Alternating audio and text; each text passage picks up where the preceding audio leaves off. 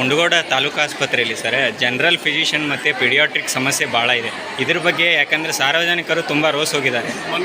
ಸಣ್ಣ ಪುಟ್ಟ ಸಮಸ್ಯೆಗೂ ಕಿಮ್ಸ್ ಹೋಗಬೇಕಾಗಿರೋ ಅನಿವಾರ್ಯತೆ ಇದೆ. ದಯವಿಟ್ಟು ಇದ್ರ ಬಗ್ಗೆ ಒಂದು ತಾವು ಹೇಳಿದಾಗ ಫುಲ್ ಒಪ್ಕೊಡ್ತೀವಿ. ಮೊನ್ನೆ ರೀಸೆಂಟ್ಲಿ ಕೂಡ ನಾನು ಮುಂಡಗೋಡ ತಾಲೂಕು ಹಾಸ್ಪಿಟಲ್ ಒಬ್ಬರು ಸ್ಪೆಷಲಿಸ್ಟ್ ಕೊಟ್ಟಿದ್ದೀನಿ.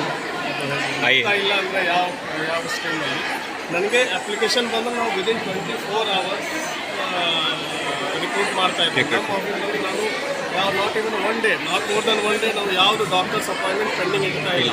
ಪ್ಲಸ್ ಸಾಕಷ್ಟು ಬಾರಿ ನೋಟಿಫಿಕೇಶನ್ ಕೂಡ ಮಾಡಿದ್ದೇವೆ. ಪಬ್ಲಿಕ್ ತಮ್ಮ ಮುಖಾಂತರ ಕೂಡ ನಮ್ಮ ಬೇರೆ ಬೇರೆ ಸಭೆ ಮುಖಾಂತರ ಕೂಡ ವಾಕಿಂಗ್ ಇದೆ. ಅಂದರೆ ಯಾರು ಇಂಟ್ರೆಸ್ಟೆಡ್ ಇದ್ದಾರೆ ಬರಲಿ, within 24 hours we will give the appointment.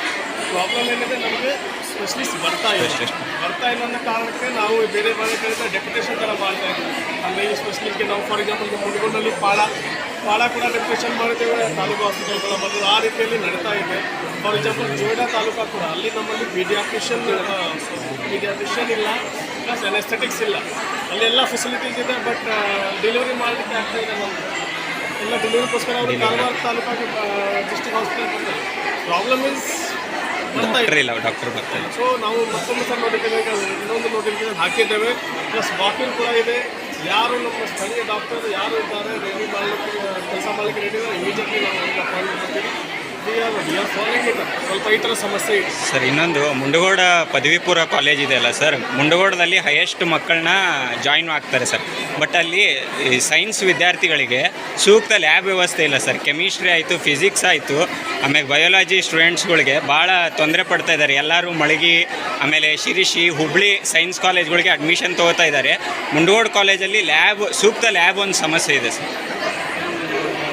ನಮ್ಮ ಆ್ಯಕ್ಷನ್ ಪ್ಲ್ಯಾನ್ನಲ್ಲಿ ಲ್ಯಾಬ್ ಬಗ್ಗೆ ಯಾರು ಪ್ರಪೋಸಲ್ ಕಳಿಸಿದ್ದೀರೋ ನನ್ನ ಟೈಮ್ನಲ್ಲಿ ಯಾವುದು ಲ್ಯಾಬ್ ಪ್ರಪೋಸಲ್ ಇಲ್ಲ ಸರ್, ಯಾರು ಬರಲಿಲ್ಲ.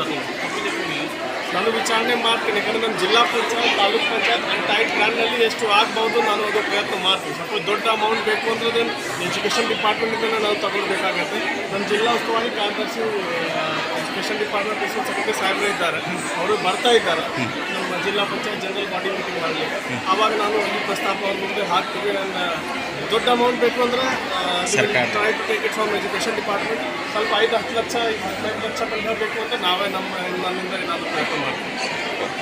Okay sir.